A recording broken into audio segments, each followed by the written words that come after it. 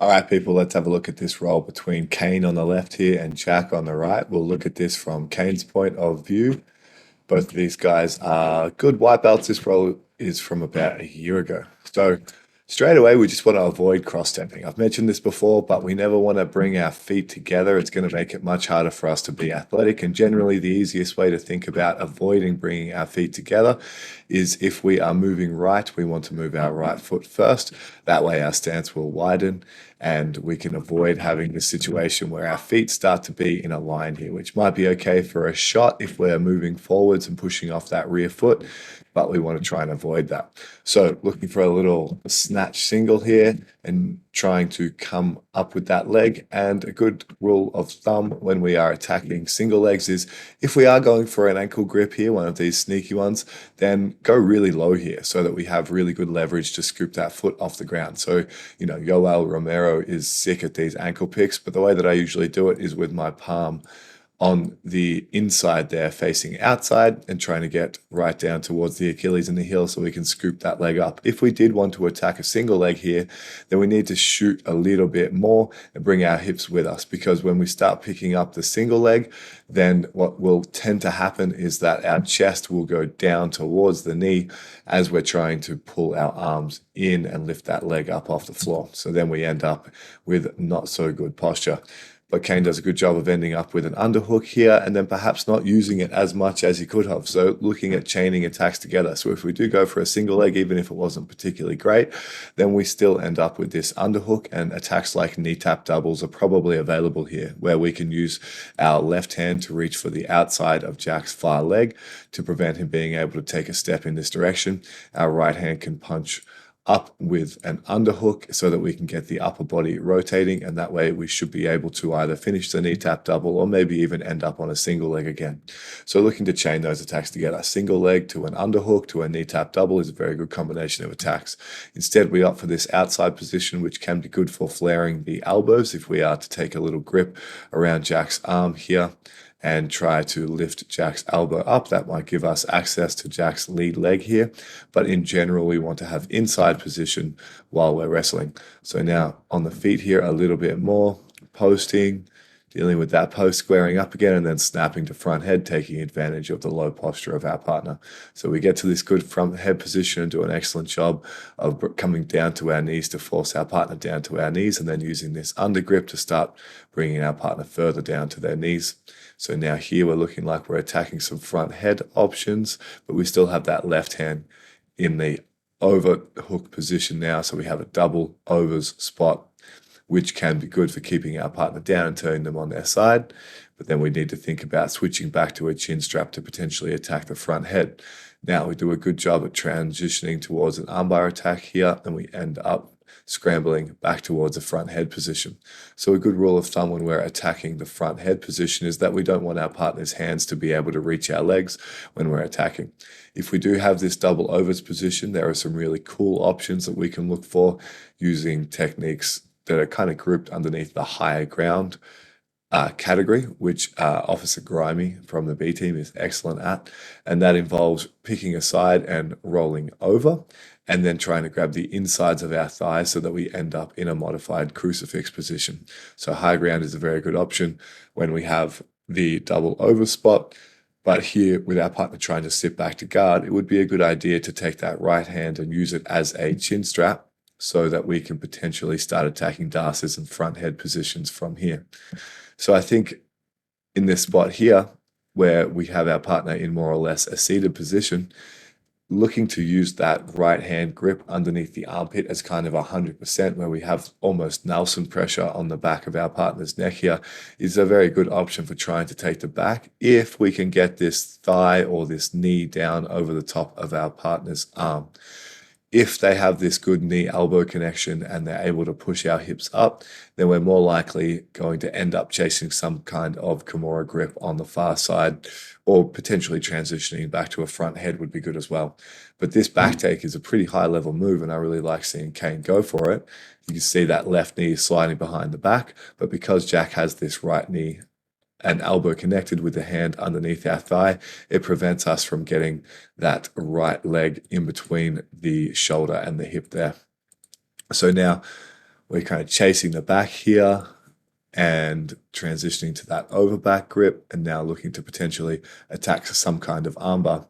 And in this spot, when we're looking for an armbar, it is preferable to try and get that right thigh instead of underneath his face on the back of his neck. So we could use our shin or our thigh, but with the shin or thigh on the back of his head, that would mean that we can tuck Jack's chin towards his chest and kind of force him to roll through.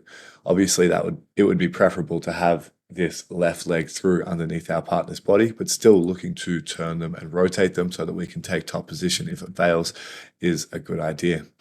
So Jack's doing a very good job at linking his hands together, keeping his elbows tight and preventing these feet from pummeling into spots. So one triangle threat that Kane could be looking for is bringing this right leg in between Jack's ribs and his armpit here and starting to attack some kind of triangle.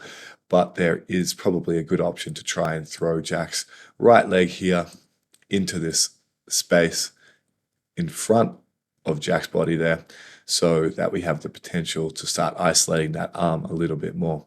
But instead, we kind of opt to go for this front head attack, which front head attack is good, but when we're attacking front head, we don't want our partner to be attached to our legs at all. So if we are in this front head position, we want to really try and scoot our hips backwards so that they can't hold onto our legs and eventually jump crossbody.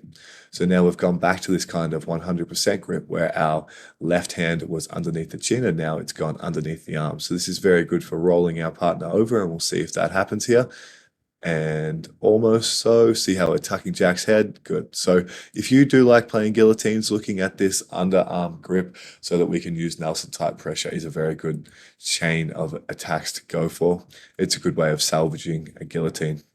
So here, switching back to a front head, potentially looking for a high wrist type opportunity, and now trying to circle around to the back. So I really like the way that Kane got this left knee and left hook into this space while he still has this left arm over the back. That should give him a good chance at sitting and pulling himself around the back here. And now we can ideally keep that left hook in, and then we'd be able to attack. So we have, looks like we're swapping between a seatbelt and double overs here. We throw our hook in and try and sit to the side. We miss that hook. But if we are going to throw a leg in and fall to the side, it's always good to fall to the bottom hook side, because if this foot is in as a hook, then it gives us more time to get an opportunity to throw that top hook in. And in a situation like this where we had a seatbelt and we kind of fell to the side, it's always good to fall to the side that our underhook of the seatbelt is on top, because in a situation like this, we'll see how it plays out, but it does mean that we can come back up to our knees and potentially find a little bit more space for that top hook to come in. And then as soon as that top hook is in, we can start following here. Ideally, we're rolling them to the other side, but this is an important, we'll see how this plays out, but this is an important lesson in taking the back here with a seatbelt grip and a top hook, and that is this knee position. So this is exaggerated now, but you can see how the right knee of Kane is not behind the arm of Jack anymore, and that means he started to fall off the top, basically forcing him to attack this far arm in a situation similar to before. So when we do have our seatbelt position in this balled up turtle spot, as soon as we do manage to throw that hook in, it would be ideal if we could fall all the way over to this side so that our bottom hook is on the mat and we can start figuring out how to get our second hook in. The knee is already wedged through nice and deep, which does mean that we have a good chance of pulling them over to this side, as long as we're concentrating on using our seatbelt grip in front of our partner's chest to really control this top shoulder. If we think about bringing our left shoulder to the mat here, with our right knee poking through underneath the ribs of Jack, that means that we'll be starting to create a bit of a wall as soon as our thigh starts to become vertical, and we should be able to drag them onto our bottom hook here. Jack does a good job of turtling and hopping off over that bottom hook here, and as we follow, this is a good time to try and think about preventing ourselves from falling off the top. And the two main ways that we can do that are by using our right knee, which doesn't require a grip change, which is a good idea if we don't have time to change our grips, but our right knee being behind the armpit will mean that we can sink our weight a bit further back behind our partner, and then potentially keep rolling through to make what is now our hook on the other side, our bottom hook, to again give us more time to get our second hook in. As somebody's turtling here, it might be a good idea to try and switch to double underhooks, but our knee can act as a good way of preventing us from falling forwards, so that then we can shift our weight backwards and potentially upgrade to double underhooks, which will prevent us being shaken off the top altogether.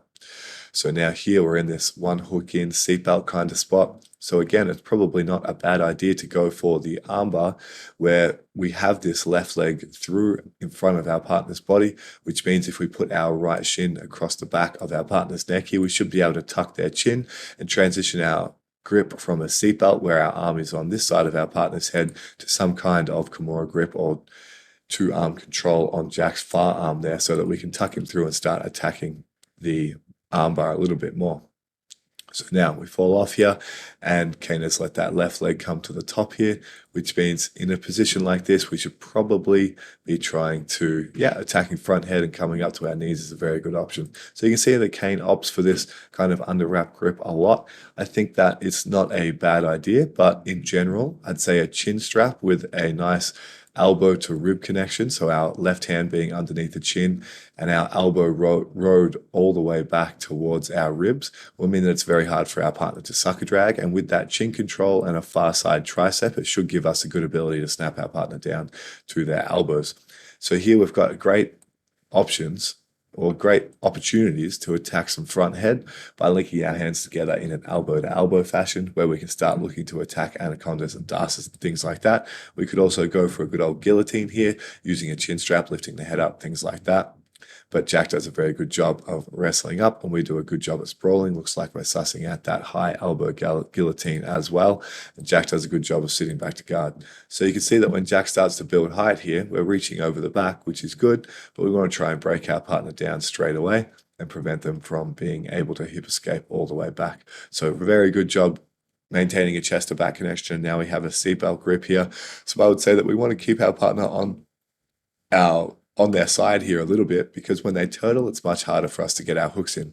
So if we can put weight over Jack's left shoulder and force that to the mat there, breaking him down over this elbow would be in a good spot. If we can't break them down, we can try and slide our left knee into that gap between the armpit and the hip, so that we can potentially use our knee as a wedge underneath their body and assist us when we do manage to throw this top hook in at wedging our partner over to the bottom hook side like we were talking about before. So this is probably a spot where if we're positioned a little bit more leaning over towards the shoulders and our left knee sliding up near the back of the head a bit more, it will make it easier for us to throw this right foot in as a hook. So here, Jack manages to get back to turtle, and we have our seatbelt grip. We've got good pressure over the back, keeping them from standing up. But you can see once our pressure moves away from the back of the shoulders there, then Jack is starting to build height here. And when he starts to build height, opportunity to throw a hook in is there. So nice job regaining that height over the top of the shoulders and preventing Jack from standing up too quickly, giving us opportunities to throw hooks in. But then here, switching to that grip, he's kind of an all or nothing move on that armbar, which isn't a bad idea. You know, if you ain't flying, you ain't trying, in the words of the great Ben Hodgkinson. And now here, linking our hands together with a seatbelt is very good. And trying to keep this back roll from happening is important. So this is similar to the situation we were in before, where we have our seatbelt grip and we want to keep our partner's chest turned away from us and using this top shoulder behind our partner's top shoulder to prevent them from being able to either get their shoulders to the mat or turn away too quickly. And then we could come up to our knees and look to perform a chair sit back take from here. But Jack does a very good job at hopping over, and Kane's got good instincts here, attacking the turtle, trying to stay behind him, trying to keep the weight down, potentially looking for some opportunities to put hooks in as Jack tries to roll for that Kimura grip, and a very nice job putting that top hook in. So here we've got our hook in, and we're kind of defending against this Kimura grip. We choose to try and come up towards mount, and we end up in this scramble position. So here I would say that when we're attacking the Kimura and when we're being attacked by the Kimura and somebody starts to get our elbow isolated, it is a good idea to use our knee over the top or behind our partner's elbow so that we can push their elbow away and more towards our hands, letting us shorten this left hand grip so that our elbow won't get stuck inside that Kimura trap. So you can see here, once Jack reaches back and gets that elbow inside here, it would be good if we could move our hips to the other side and start using that left knee to try and push that Kimura grip away from having a good isolated arm here. And now here, linking your hands together is probably a good idea, just defending against that Kimura grip, but trying to be very active, chopping this bottom hook down is also a good idea here. And there's a couple of options in terms of how we can take the back in a position like this, but not getting Kimura is probably a good thing to start with. So really nice job by Jack, just building some hip height and getting on top. And now here, Kane's doing a nice job of balling up, and he's not panicking here, trying to just grip fight a little bit. And I think that putting the back flat on the mat anytime somebody has a gift wrap is a good way of stopping them from turning us belly down. Because if Jack can pull that wrist all the way through and even upgrade to an elbow grip, once he starts working this arm inside to a figure four seatbelt there, the back take is pretty much a guarantee. So we want to prevent our partner from having a good chest to back connection. If we can put our back flat on the mat, it will be much harder for our partner to successfully get both hooks in. So here we are defending against the back and looking to hand fight, which is good. Doing a great job at hand fighting here. And this rear naked choke looks pretty well locked in. So maybe one thing Jack can do a little bit better here is extend his hips and start putting some real bridging pressure into the back of Kane's neck here. You can see that Kane is trying to push the elbows up and get hands inside here. So not a fun place to be, toughing this out. And in general, when you're defending the back, we want to try and avoid going belly down. So rolling through there is the correct decision. And now we're reaching for the wrist here, which is a little bit of a mistake. Any chance we have to get to the thumb or the hand section of the thumb, that would be preferable. So you can see here, Kane has that right hand pulling the hand down, which is great. If we could get our left hand in as well to assist in pulling that hand down, that would be very good. But Jack does a good job of kind of rolling that hand through and making it much harder for us to reach for the hand. And when we're on the wrist, it's going to be much easier for our partner to lock up our rear naked choke here. So we can start fighting that secondary hand, seeing if we can separate the hands. And a little thing that we can try and do here is our partner needs their head forward on the same side as their choking hand. So not their choking arm, but their choking hand. So if we can get the back of our head to the mat here, we have a good chance of being able to escape this choke attempt.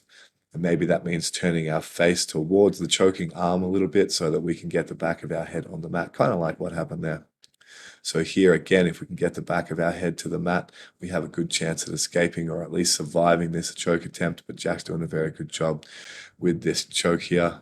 And to be honest, I don't know how Kane has survived this long, but definitely toughened it out. And the fact that the body triangle isn't closed and there isn't a lot of hip pressure bridging into the back means it's a little bit more successful. And then, we get got on the way out. So a really good job by Kane there, surviving from the back there until the eventual choke. So hopefully this one helps, and I will see you guys next time.